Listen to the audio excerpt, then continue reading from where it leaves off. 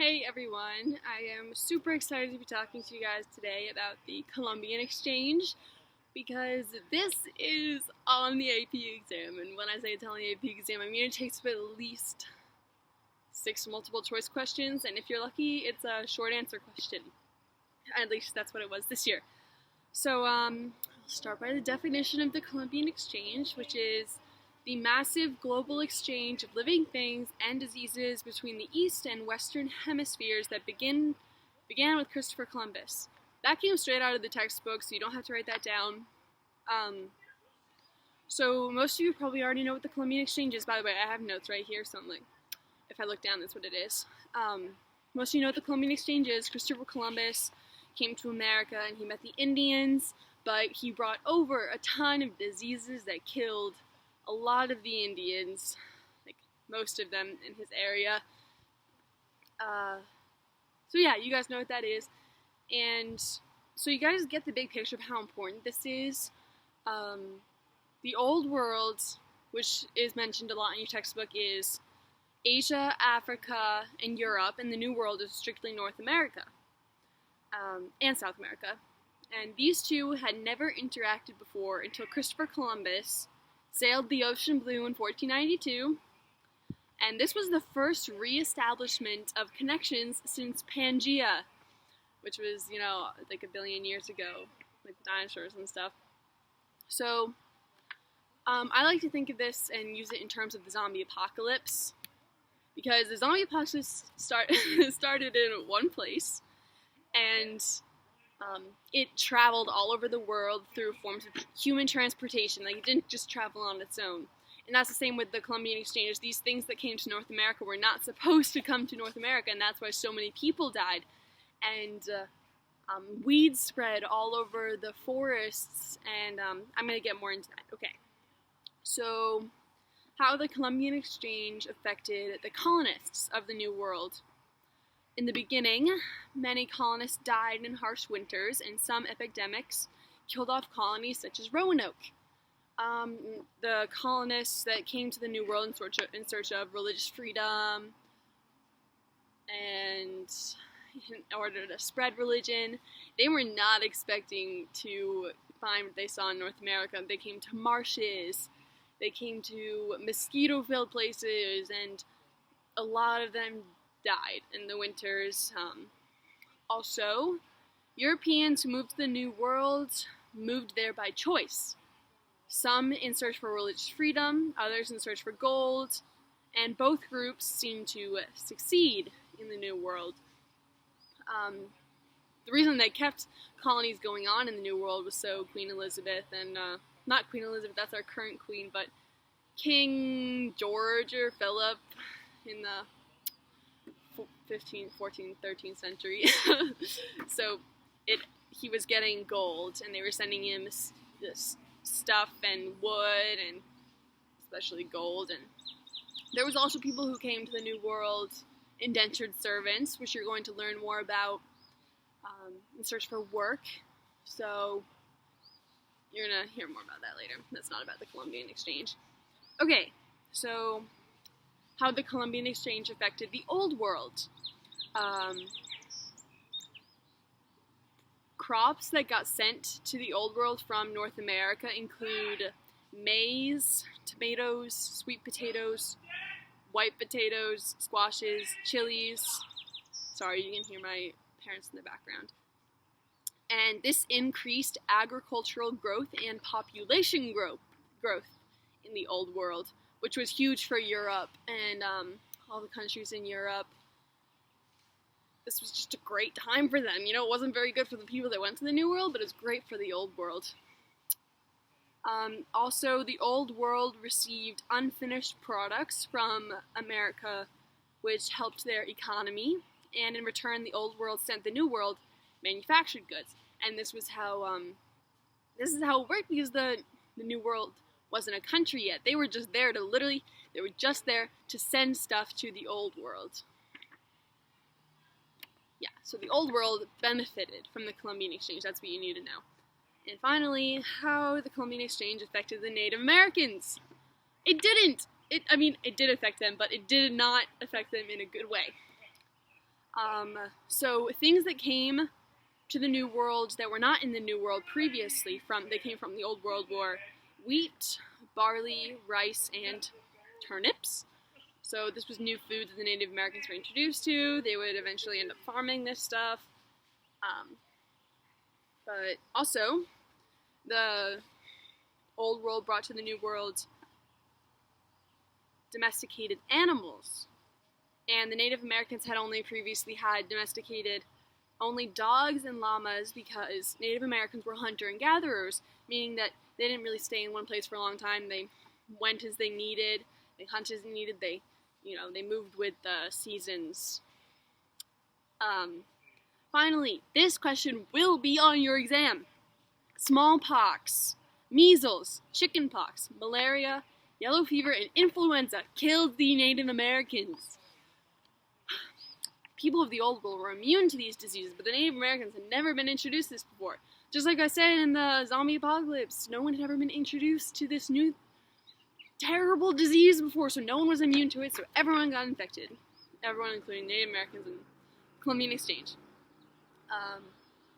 Also, horses and guns were brought to the New World, which, there were horses already in North America, but maybe there were? But the Native Americans had not utilized these. I said horses and guns led tribes to be mean to each other. Tribes ended up fighting against each other when they had these guns. There was wars among tribes when previously they were peaceful. They were rather peaceful people. No one owned land. They all just kind of lived there. Yeah.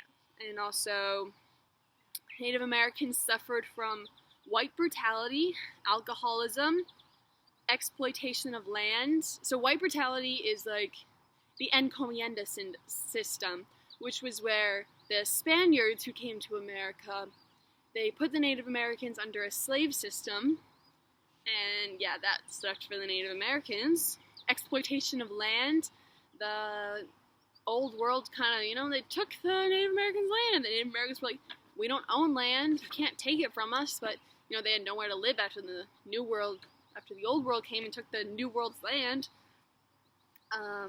So white people kept pushing the Native Americans out west, and they didn't like this because they liked living by the ocean, because they were hunter and gatherers, they could catch fish, they could, use the ocean to travel to other parts of North America. I mentioned the encomienda system. Yeah, that was terrible. So just so you know, it wasn't just Great Britain that came in and settled in the New World. It was also a bunch of different countries in Europe, such as Spain, France, and Great Britain.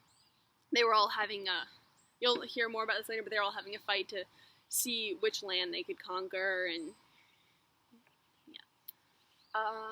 so yeah, that's how it affected the Native Americans.